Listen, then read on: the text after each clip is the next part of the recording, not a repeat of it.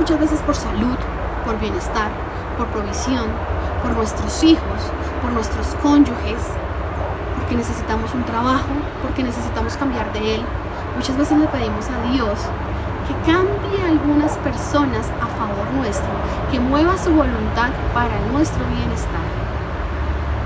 Y eso está bien.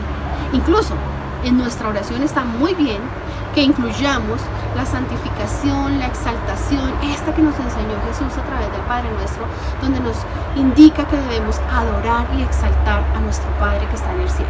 Y lo hacemos, a veces lo hacemos tan bien que exageramos un poco, nombramos todas las generaciones antes de Jesús, pero está bien, finalmente en eso y en muchas cosas más se manifiesta la gloria del Señor. Eso está bien, está perfecto, porque finalmente, ¿a quién más podemos acudir? ¿A quién más sino a Él? Al que todo lo sabe, al que todo lo hace, al que todo lo puede, al que nos fortalece y el que nos sostiene en todo momento.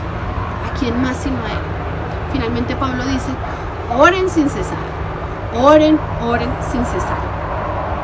Pero, ¿será que Pablo nos está diciendo que oremos sin cesar para que el Señor nos dé lo que nosotros le estamos pidiendo, lo que nosotros queremos? ¿Será esa la intención de Pablo? Que nosotros oremos para que el Señor haga lo que nosotros le pedimos, para que nos dé lo que nosotros le pedimos. Pues claro, Mateo también lo dice, ¿o no? Mateo dice claramente, pidan que se les dará, busquen y hallarán, llamen y se les abrirá la puerta. Eso ahí dice claramente, porque cualquiera que pide recibe y el que busca halla, y el que llama, al que llama se le abrirá. Eso lo dice. Pues obvio, entonces yo digo, pues claro, Dios me dará lo que yo pido, porque finalmente su voluntad es buena, agradable y perfecta. Pero ¿qué pasa cuando por alguna razón no se nos hace el milagrito? Cuando por alguna razón, en su misericordia, en su voluntad, Dios no me concede lo que yo le estoy pidiendo. Ya no es tan buena, ni tan agradable, ni tan perfecta la voluntad de Dios. Por lo menos para el que no se le cumplió el milagrito ya no lo es. Comenzamos entonces a echarle la culpa al diablo por estorbar nuestras oraciones. Nos flagelamos porque de pronto fue muy poca oración la que tuvimos, porque no oramos, porque no ayunamos lo suficiente, o muy seguramente la oración, la cadena de oración no fue tan larga como debería ser. No fue suficiente Facebook, sino que nos faltó Instagram, Twitter y enviársela a todos nuestros contactos de WhatsApp para que se fortaleciera esa oración y así llegara a los oídos del Señor y se nos cumpliera a nosotros nuestro pedido. Y empezamos a pensar, ¿qué pasó? ¿Qué fue lo que ocurrió? ¿Qué fue lo que faltó? Porque esta vaina no cambia, porque la situación sigue siendo la misma, porque no consigo mejor provisión, porque no tengo el empleo soñado, porque no bajo de peso como quisiera automáticamente, que es lo que le iba pidiendo al Señor, porque mis hijos siguen igual. ¿En qué fallamos? Esa es la pregunta. ¿En qué fallamos? ¿Qué está pasando? ¿O podemos llegar a creer en algún momento que el que nos está fallando es el Señor? Que Él es el que se equivoca, que Él no se da cuenta, que Él no me mira, que Él no se da cuenta de todo lo que yo estoy necesitando. A veces llegamos a creer que si de pronto nos hizo falta subir de rodillas a Montserrat, de pronto con ese sacrificio nos hubiera sido concedido más fácil aquella petición. Los más espirituales nos dirán finalmente que Dios lo hace todo en su perfecta voluntad, porque bien dice la palabra que Él sabe por qué las cosas ocurren así, de modo que los que dice que finalmente para los que aman a Dios todas las cosas les ayudan para bien. Eso dice la palabra. Los que somos menos espirituales y no logramos entender esa dimensión, esas cosas, pues seguimos buscando nuestro favorcito, seguimos insistiéndole al Señor y nos volvemos como la viuda que está registrada en el Evangelio de Lucas, la viuda y el juez injusto, que está ella pidiéndole hasta que él se cansa de su insistencia y obedece, le hace caso a su petición y le cumple, hace justicia finalmente en lo que ella está pidiendo y claro, nosotros nos pegamos más a eso porque al finalizando esa enseñanza, Jesús dice claramente que nosotros tenemos que orar en todo tiempo y no desfallecer, porque si insistimos, el Señor pronto nos hará justicia. Ahí está, Ese es el secreto, insistir, insistir, insistir, insistir, para que se nos haga el milagrito, para que el favorcito nos salga, para que Dios nos haga justicia. ¿Por qué alejados estamos de ese concepto de justicia? Estamos muy, muy alejados. Primero, vamos a darnos cuenta que olvidamos cosas muy importantes. Por un lado, en el Padre Nuestro, después de la exaltación que debemos hacer, la honra que debemos hacer al Señor, viene el tema de vivir el reino, que venga el reino a nosotros. Luego dice que nos dé el pan de cada día. Entonces ahí nos fortalecemos más y nos damos cuenta que sí, que estamos bien, que finalmente la oración insistente está bien, y si no es tan insistente también, porque el Señor dice que tenemos que pedirle a Él el pan. Olvidamos qué tipo de pan es el que necesitamos y lo confundimos un poco con las cosas adicionales, porque el pan, nuestras necesidades básicas son cubiertas por Él, porque Él cuida de sus hijos. La necesidad espiritual, el pan espiritual es Él, es Jesús, y podemos como añadir a esa misma petición otras ciertas cositas, pero bueno, está bien. Pero olvidamos algo muy, muy importante en el Padre Nuestro, y es cuando nos dice Jesús que le pidamos al Señor que perdone nuestras deudas. Perfecto, Señor, perdona nuestras deudas. Pero condicionalmente dice, como también nosotros perdonamos a nuestros deudores. Resulta que la oración requiere una acción tuya y mía diferente a la acción que puede hacer el Señor. Aquí no está dependiendo solo de Dios, depende de un cambio en nuestro interior, una transformación en nuestro ser.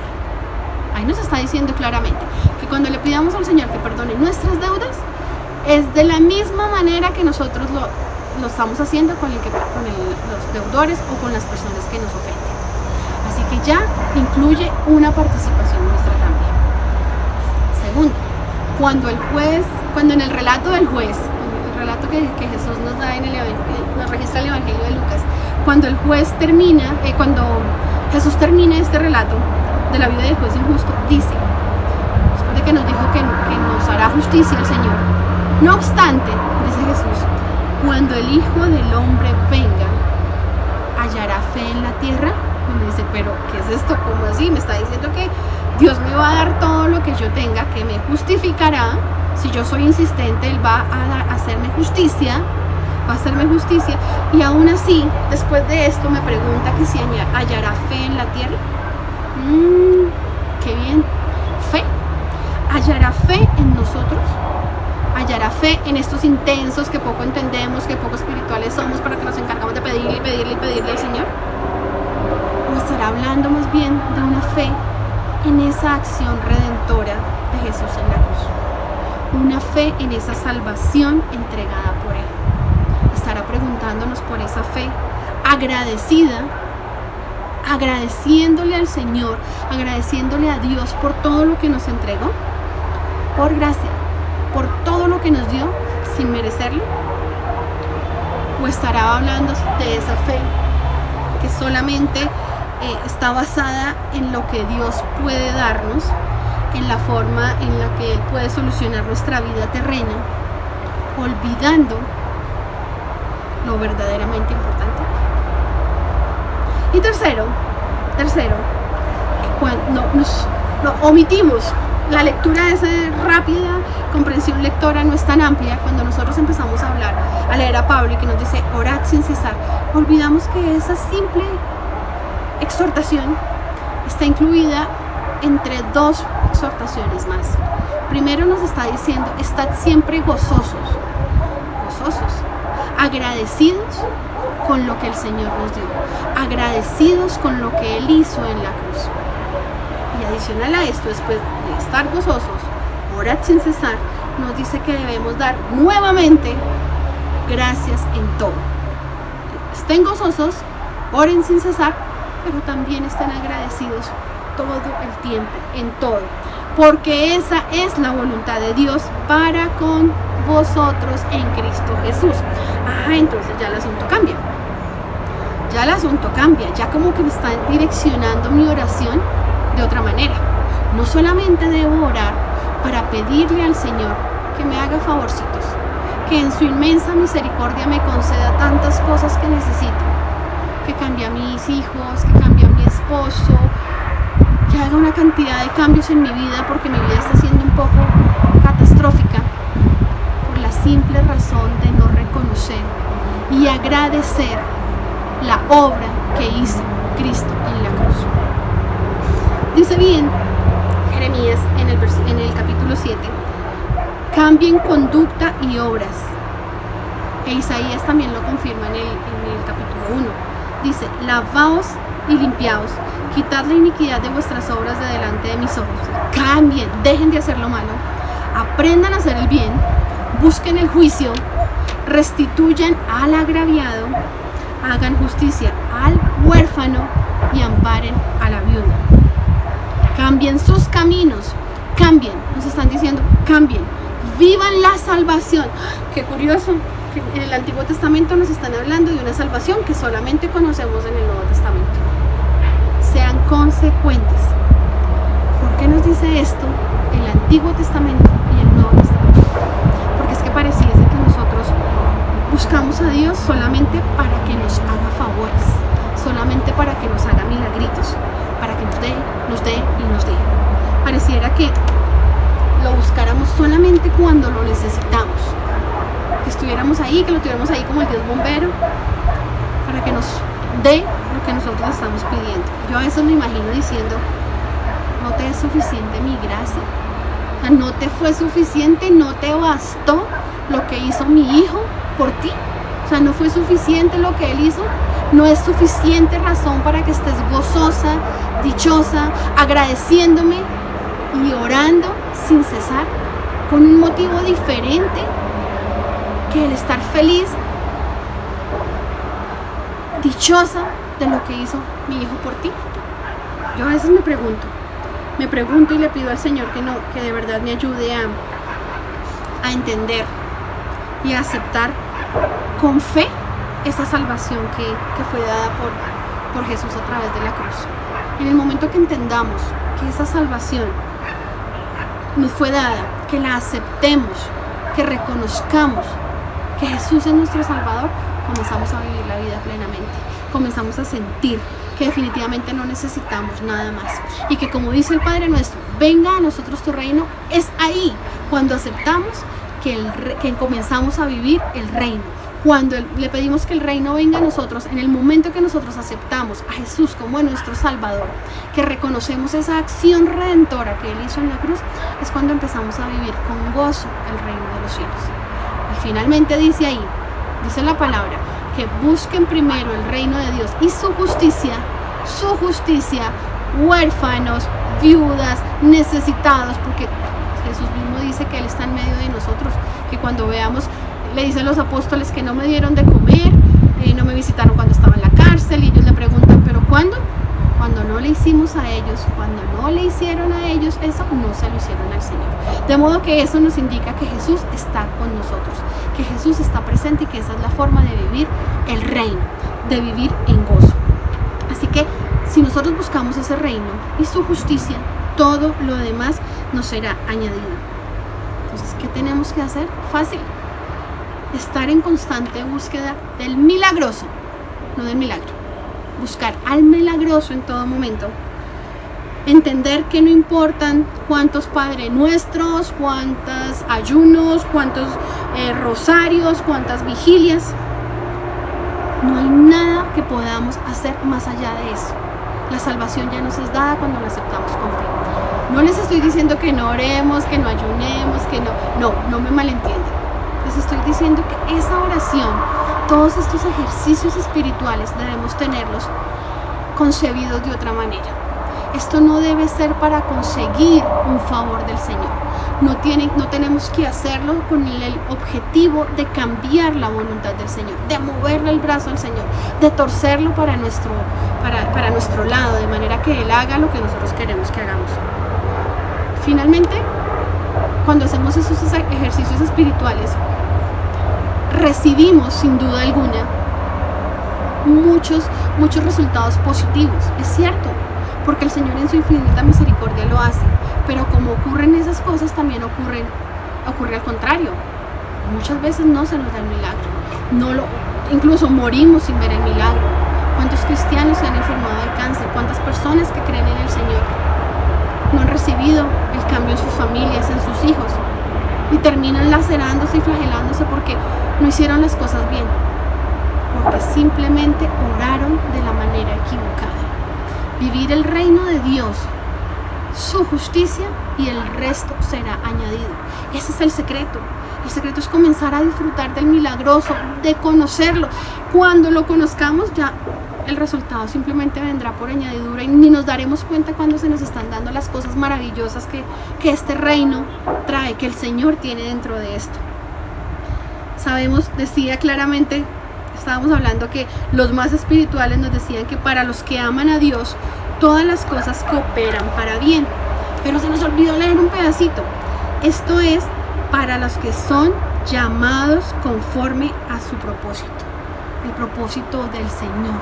Desde el principio, para el Señor, nosotros somos escogidos. Dice, me serán un pueblo santo, me serán un pueblo de sacerdotes, un pueblo de personas, de hijos que vivan mi reino, que vivan y se gocen en mi voluntad. Y ahí es cuando nosotros tenemos dificultades. Siempre es su voluntad, no la nuestra. Y eso nos cuesta un poco de trabajo entenderlo. Reconocer que es su voluntad la que está obrando en nuestras vidas. Es su voluntad desde el comienzo de los tiempos, porque fuimos elegidos por Él. Es entender eso. Así que lo que nosotros debemos comprender en este momento es que la oración es un recurso. De hecho, es el recurso que posee Dios para transformar al orante, para transformar al que ora, para transformarte a ti, para transformarme a mí en el momento que oramos. En el momento que nosotros oramos somos transformados. Porque solo así, a través de la oración, es que Dios logra que nosotros hagamos lo que Él quiere. Solo a través de la oración podemos conocer lo que Él quiere que nosotros hagamos. Nos permite entender qué es lo que Él quiere de nosotros, cuál es su propósito en nuestras vidas, qué es lo que debemos hacer para vivir ese reino. Finalmente ya lo conseguimos. La salvación ya no fue dada por el Señor. O sea, que oremos, que ayunemos, no nos va a dar nada más. Pero que oremos, que ayunemos, que hagamos todos estos ejercicios espirituales nos permitirán entender qué es lo que el Señor quiere para con nosotros, qué es lo que Dios quiere para con nosotros. Amigos, si la oración no es transformadora, si no me transforma a mí, esa vaina no es oración. Es solamente una lista de peticiones que le hacemos al Señor. Si solo oramos para conseguir favores de Dios, estamos diciéndole a Él que lo que nos dio por gracia no es suficiente. No nos sirve lo que Él nos dio. Porque la oración es un ejercicio espiritual. Suene como le suene, es un ejercicio espiritual que me hace diferente, que nos hace diferente, que nos pone más cerca de la santidad.